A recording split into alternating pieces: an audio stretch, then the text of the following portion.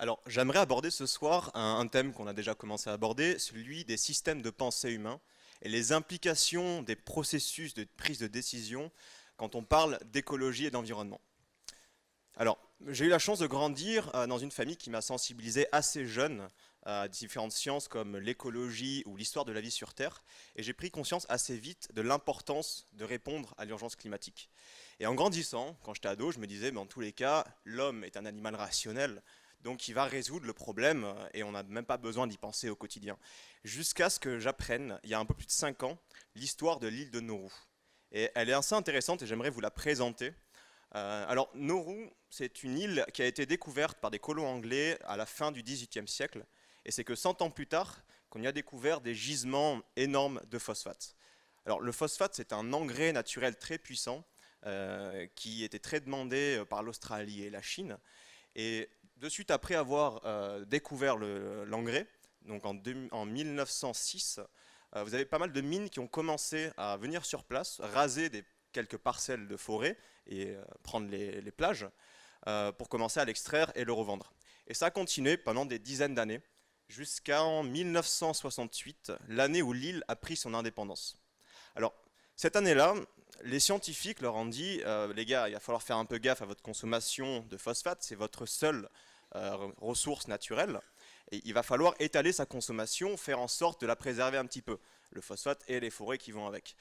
Et ce qu'ils ont décidé cette année-là, c'était de continuer à miner le phosphate, toujours de plus en plus, en rasant les forêts, mais cette fois en gardant l'engrais pour eux et les revenus pour eux. Et ça a très bien marché pour eux à l'époque. En 3 ans, c'est devenu le deuxième pays le plus riche au monde par habitant, avec un niveau de confort de vie presque inégalé. Ils s'achetaient tout, des voitures, des bateaux, des climatiseurs, tout ce que le confort de vie de l'époque pouvait leur offrir.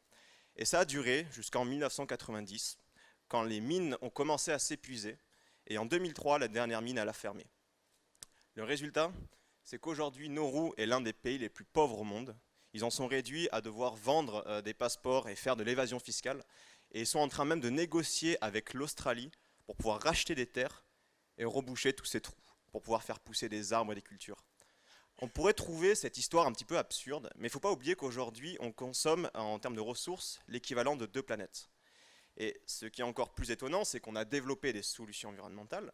Comme vous le disiez justement, on a tous conscience du problème, mais dans les faits, on ne passe pas à l'action, ou alors très peu. Et quand j'avais découvert justement cette histoire, je me suis demandé, mais pourquoi est-ce qu'il y a un tel gouffre entre la volonté d'agir et l'action concrète? Et les scientifiques, certains scientifiques peuvent nous l'expliquer par la façon dont l'homme réfléchit et les mécanismes de prise de décision. Alors, si on essaye de simplifier un petit peu ces mécanismes, l'homme va répondre et va réagir face à un danger ou face à un intérêt. Et il y a deux systèmes, deux mécanismes qui viennent rentrer en jeu. Vous avez le système émotionnel, qui est très puissant, et vous avez le système rationnel, qui l'est beaucoup moins. Et on va prendre un exemple que vous connaissez tous ici pour illustrer la différence d'efficacité entre les deux systèmes. La procrastination. Quand on va faire un mémoire ou une thèse, on part tous du concept qu'on va essayer d'étaler le travail sur la durée, qu'on va travailler un petit peu chaque mois, parce que ça va être plus agréable et plus facile à faire. C'est ce que je m'étais dit moi quand j'avais voulu faire mon mémoire à l'époque. Sauf que le premier mois, je me suis dit, bon, j'y pensais même pas. Deuxième mois, je me dis que j'avais le temps. Donc le travail s'accumulait sur la fin de l'année. Et au bout de quelques mois, il y a un mécanisme rationnel qui est rentré en jeu, la culpabilité. Alors, la culpabilité, ça a un petit peu marché dans le sens où j'ai commencé à déterminer quel ouvrage je vais lire pour m'inspirer pour mon mémoire. J'ai commencé à faire la préface et ça suffit pour calmer mon sentiment de culpabilité pendant plusieurs mois. Jusqu'à ce que j'approche de la fin de l'année où la culpabilité rationnelle s'est transformée en stress émotionnel. Et là, ça a très bien marché. J'ai fini mon mémoire en 5 jours. J'ai très mal fait, j'ai pas une très bonne note, mais je l'ai fait. Et c'est là que c'est intéressant. Le système émotionnel est beaucoup plus puissant que le système rationnel parce qu'il se base sur des mécanismes totalement différents. Le système rationnel se base sur une représentation mentale d'un danger ou d'un intérêt, alors que le système émotionnel, lui, va se baser sur des neurotransmetteurs très puissants que mon évolution, comme ceux des autres animaux, m'a poussé et a développé pour pouvoir réagir face à ces dangers et intérêts. Dans le cas du danger, c'est l'adrénaline. On le connaît tous, c'est le sentiment de stress. Par exemple, je me promène dans la forêt et je tombe sur un ours. ma réaction biologique standard et normale, ça va être de fuir. Je me barre en courant. En aucun cas, je vais rester tranquillement en train de me dire que je vais vaquer à mes occupations pour m'en charger plus tard, ou encore pire, que je vais laisser le problème aux futures générations. C'est impossible. Et dans le cas de l'environnement, comme le danger n'est pas immédiat, je me trouve des excuses. Je me dis que je le ferai plus tard, je procrastine. Parce que qu'on ait perdu 50% du phytoplancton et des forêts tropicales depuis 1950, je ne peux pas me l'imaginer, je ne peux même pas me le représenter. Que le réchauffement climatique, le dérèglement climatique va entraîner des centaines de millions de migrations dans le monde entier, que 30% des Pays-Bas ou que Manhattan va finir sous le niveau de l'eau, tout ça, je peux pas le sentir, je ne peux pas l'appréhender. Et quand je pourrai sentir le danger, c'est qu'il sera déjà trop tard. Donc, si on récapitule, le système de pensée rationnel est trop peu efficace, je ne peux pas compter sur le stress émotionnel, donc pour résoudre le problème environnemental, il faudrait se baser sur l'intérêt émotionnel.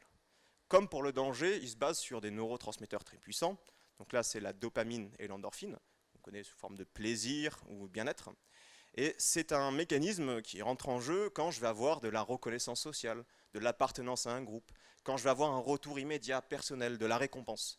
Un exemple qu'on connaît tous ici, c'est les réseaux sociaux. Quand j'ai un like, quand j'ai un commentaire sur Facebook, j'ai un petit pic de dopamine. Du coup, on passe énormément de temps sur les réseaux sociaux, plus qu'à penser à la reforestation, par exemple. Et on pourrait utiliser ces mécanismes-là et les appliquer à l'écologie. Parce que malheureusement, aujourd'hui, l'écologie, c'est pas fun, c'est pas valorisé socialement, il n'y a pas de récompense, et l'impact, il est impersonnel, il n'est pas direct. Vous avez d'autres secteurs qui utilisent et qui s'inspirent justement de ce cerveau et de ces mécanismes émotionnels pour développer une activité. C'est le cas de l'éducation. L'éducation aujourd'hui utilise de plus en plus les mécanismes des jeux vidéo pour faire de l'éducation qui est parfois perçue comme une contrainte, quelque chose de beaucoup plus fun. Je peux prendre l'exemple des écoles suédoises où les enfants apprennent avec des jeux vidéo ludiques, ou encore de l'école 42, qui est une école informatique qui a été sacrée meilleure école d'informatique au monde, dans laquelle il n'y a pas de professeur. Les étudiants viennent et apprennent d'eux-mêmes. Et ils ont un système de rang, de badge, de score et de classement qui va rendre l'éducation beaucoup plus ludique, beaucoup plus personnelle. Et les étudiants, ils vont même le week-end pour apprendre. On pourrait très bien imaginer de reprendre les mécanismes des jeux vidéo et les appliquer à l'écologie. Un système de rang, de système de récompense, de badge. Par exemple, si un milliardaire pouvait passer le premier architecte de l'humanité sur sa page Wikipédia, peut-être qu'il se mettrait à léguer sa fortune pour les projets de reboisement. Et on peut très bien aussi jouer sur les mécanismes des réseaux sociaux, des systèmes de récompense. Et on a d'ailleurs un exemple qui prouve que rapprocher les solutions environnementales des incitations émotionnelles marche très bien. C'est cette personne-là qui nous l'a prouvé quand il a lancé Tesla. Donc pour ceux qui ne connaissent pas Elon Musk, c'est le fondateur de SpaceX, de Hyperloop, de SolarCity et de Tesla. Donc Tesla se différencie des autres marchands de voitures électriques parce qu'il y a un peu plus de 10 ans, quand tout le monde essayait de faire des voitures électriques peu coûteuses, mais du coup qui n'étaient pas sexy, qui n'étaient pas autonomes et qui coûtaient quand même beaucoup plus cher que les voitures standards, il a décidé de faire une voiture électrique très coûteuse, mais très sexy, et qui se conduit presque toute seule. Elle passait de 1 à 100 km/h en l'espace de quelques secondes. Donc beaucoup de gens en ont parlé, et les influenceurs ont voulu acheter cette voiture-là, et ont commencé à valoriser, à communiquer sur le fait qu'ils avaient une Tesla. Donc il n'a pas inventé la voiture électrique, ça fait plus de 100 ans qu'on a des voitures électriques. Mais ce qu'il a fait, c'est créer le marché en rapprochant la voiture électrique des attentes émotionnelles. Il est passé de ça à ça. Et Tesla, ce n'est pas le seul exemple qu'on peut prendre. On a aussi des bornes de recyclage dans lesquelles on va pouvoir mettre une canette ou un gobelet, et ça va me donner des cadeaux, des récompenses directement. Et on voit que les gens recyclent bien plus, parce que ça devient fun, parce que ça devient récompensé. On a un autre exemple qui me plaît pas mal, c'est un escalier qui joue de la musique quand je monte les marches. Et ce qu'on a remarqué, c'est que les gens prenaient les escaliers quasiment à chaque fois, au lieu de prendre l'ascenseur ou de prendre l'escalator.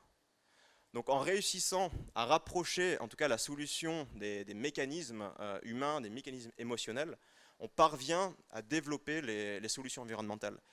Et c'est peut-être là une des clés pour résoudre la crise aujourd'hui, la crise environnementale qui se prépare et qui a déjà un peu commencé. Ce n'est pas simplement de développer des solutions en essayant de sensibiliser le public. Il faudrait peut-être en plus innover et continuer à rapprocher les solutions existantes des attentes du public, des attentes des gens. parce qu'il sera toujours plus facile de rapprocher l'écologie de la société que de rapprocher la société de l'écologie. Merci à tous.